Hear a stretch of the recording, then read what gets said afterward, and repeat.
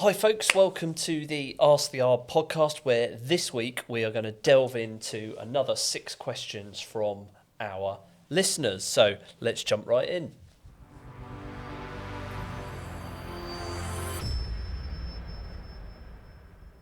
So folks, before we get going, it's time for this. It's time for You Couldn't Plan It, the feature where me and my team have scoured the internet for stupid, silly and downright infuriating planning-related facts. Planning-related facts. One of these days I'll re-record that jingle without the weirdness. So first off, we've got a little article here. It's quite a fun one.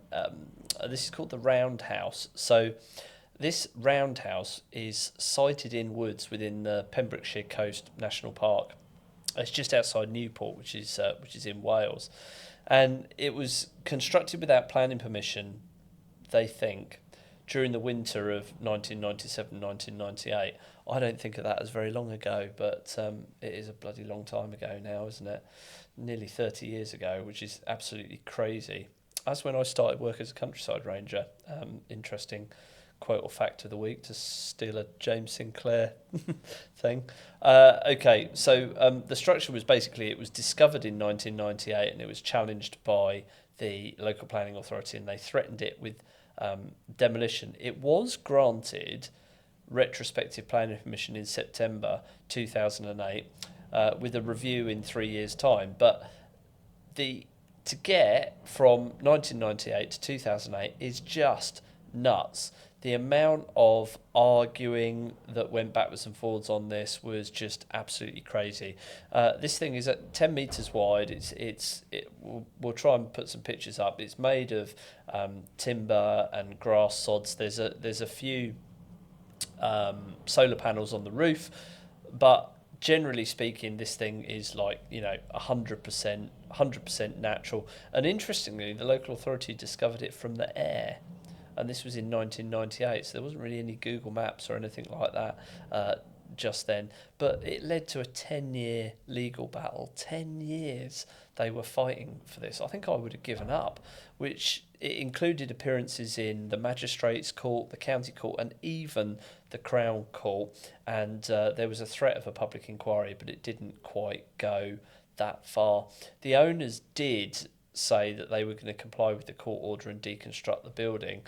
However, on the day of the deconstruction intending to take place, there was a well-organised protest which was organised by supporters, and the National Park decided to be a little bit more sympathetic with it. So the moral of the story there is, don't try and build an extension without planning permission, but if you want to build a roundhouse, you probably get away with it. So let's have a look at some questions from the listeners. Now, where did I get to last week? Number 7. Okay, so this one's from Lucy, and it says, is an ecology survey the same as a habitat survey, and when does a full ecological impact assessment become necessary? Okay, so there's a lot of terminology has got mixed up there. This happens quite a bit. What tends to happen is, depending on where you are in the planning process, flippant comments might get thrown out like, you need an ecology survey, or you need a preliminary ecological survey, or you need a habitat survey.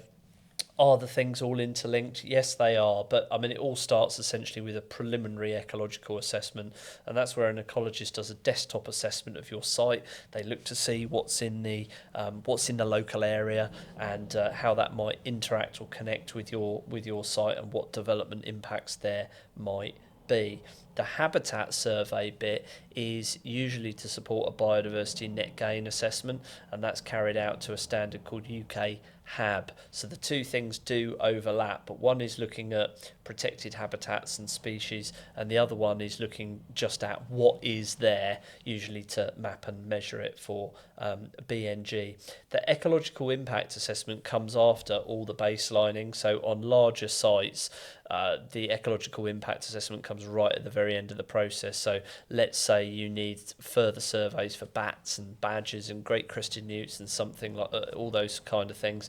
The ecological impact assessment, or the EIA, pulls all of that information together in a final document to support your planning application. So hopefully that is helpful, Lucy.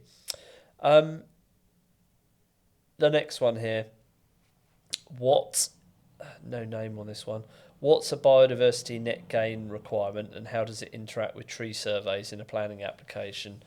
There's some muddled language there, but I mean biodiversity net gain basically came in at around 2022, 2023, really started to gain momentum in 2024 and 2025, and basically right across the UK. Some local authorities are slightly different. It's not applicable in Scotland or Wales yet, but biodiversity net gain kind of replaces the old way of doing things, which was what was known as a biodiversity enhancement plan. So if you built a thing, you would have to do something to leave the site better than you found it. Now that might be some tree planting, some hedge planting, some swift boxes, etc.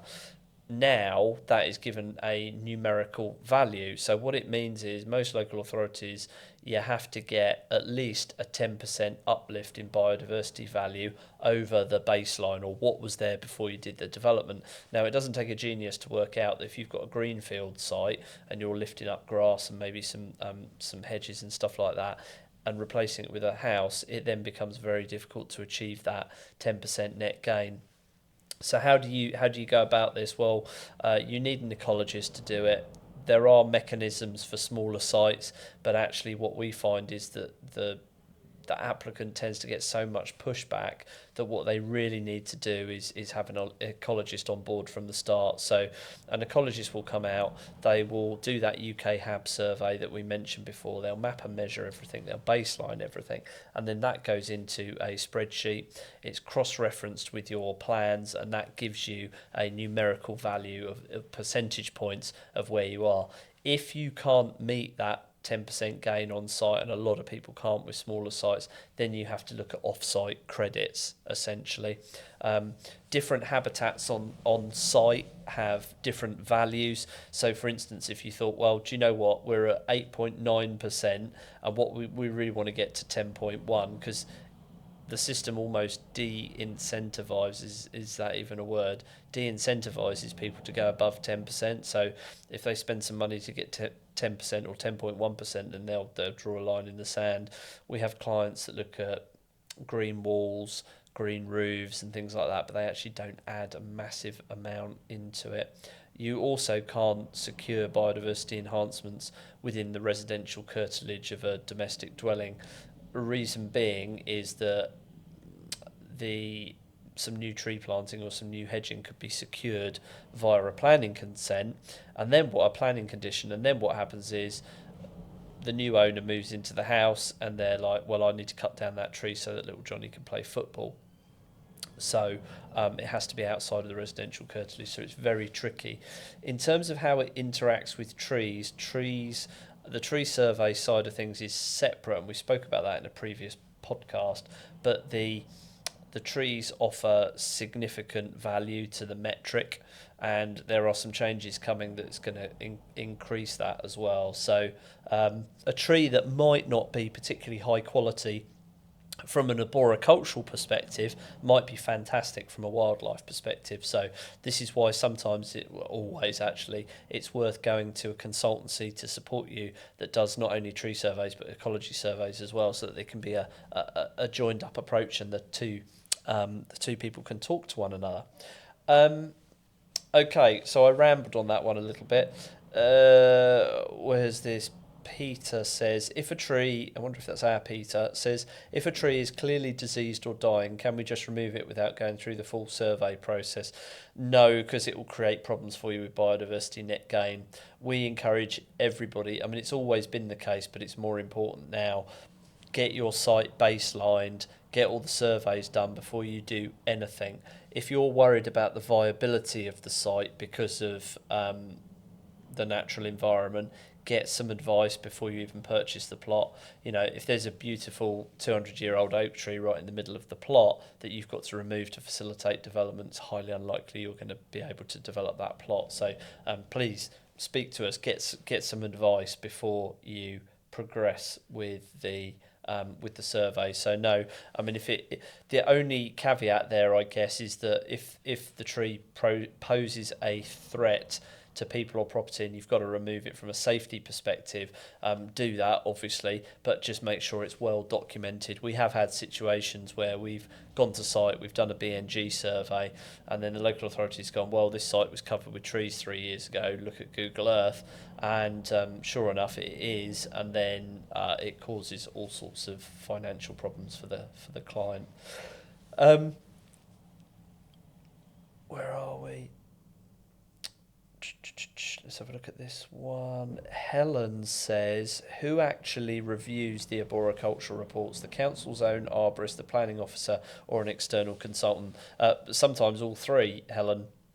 So what happens is most local planning authorities, when an application is validated, if it's got the correct supporting information, it will get passed over to the right stakeholders. One of those stakeholders within the local planning authority will be an arboricultural consultant or a tree officer. Some local authorities do not have tree officers in post. They have a high churn of staff because it's a very stressful job. And what tends to happen in those situations is that they might have seconded or secured the services of an external consultancy just to look at those tree reports. The planning officer will look at it, but he shouldn't be drawing conclusions on it. The only people really that are qualified to draw conclusions is the local authority's tree officer or their supporting consultant. Another tree question. This is from an anonymous person on Facebook.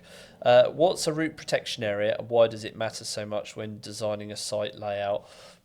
I touched on this, I think it was in the last podcast, and we have got a video that talks about root protection areas in detail, so maybe you can have a look at that. But for the listeners, a root protection area is essentially, it's a mythical area based on a mathematical calculation that encircles the tree that's drawn on the plan, and from a development perspective, anything that happens within that root protection area has the potential to have a negative effect on the tree. So what we look to do is exclude development, exclude access. If access has to be carried out through the root protection area, there are ways of doing that through putting down tree protection boarding on a compressible layer of wood chip and things like that to allow access through without compressing the tree roots.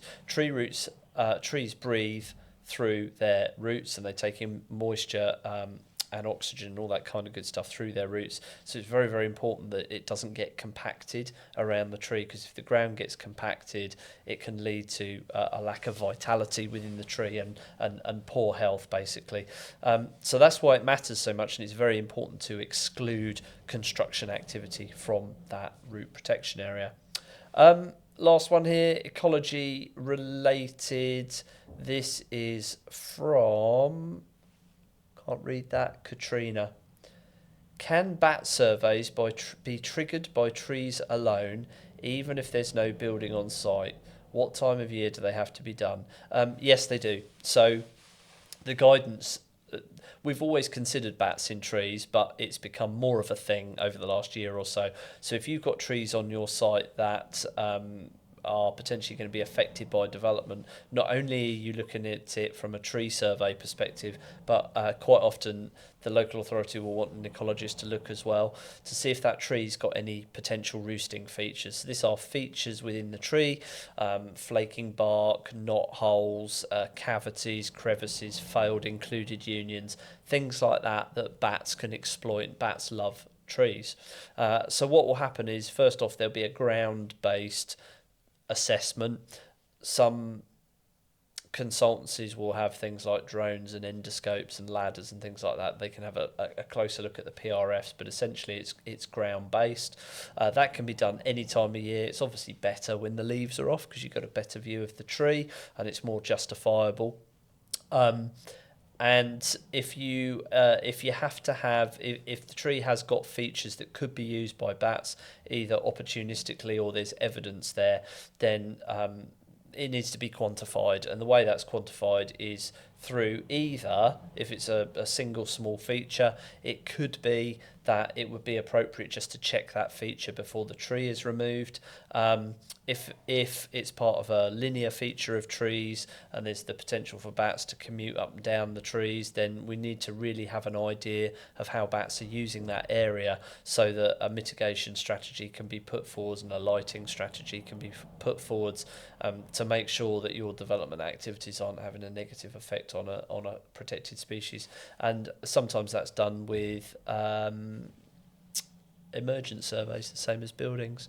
So surveyors will set up cameras and they'll have bat detectors and they'll monitor the trees or the features of trees and see if the bats are going in and out of the trees with, you know, night vision cameras and infrared and all that kind of good stuff. So there we go. Hopefully that has been helpful. Another really good 6 questions there in from listeners. And, you know, listen, I try and make this podcast educational and useful to everybody, not just people that are our clients or potentially going to be our clients. And with that end in mind, we've got a number of resources out there that we can direct you to. So there's lots of videos on YouTube.